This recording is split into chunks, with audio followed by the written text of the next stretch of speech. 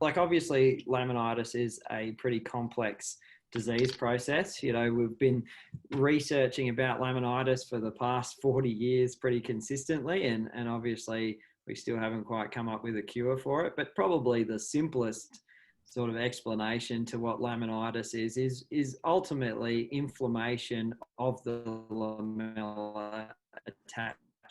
And so the lamellar attachment basically attaches the hoof wall to the pedal bone, and it's a pretty amazing structure. You know, obviously horses can gallop around and their hoof capsule stays in place, and you know they can get around at high speed and they can kick things, and everything all kind of stays intact. So it's a really amazing piece of anatomy, the lamellar attachment. And if you could imagine, it's kind of like a bunch of interdigitating fingers. They're all sort of stuck together, and that's basically what the laminar attachment is. And when we have a horse with laminitis, it's basically the inflammation of that attachment.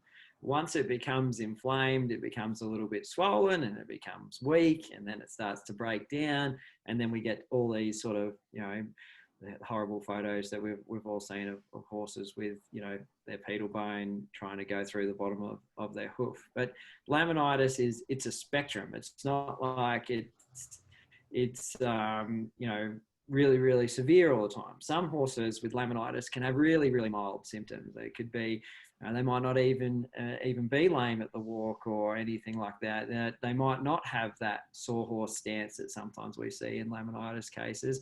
They just might be poorly performing, or they may be lame at the trot or lame on the circle, or they may go slightly footsore after their shod. These are all sort of subtle signs of laminitis in the beginning phases, and then obviously we can have the progression of laminitis to being a much, much more severe and life-threatening disease process as well.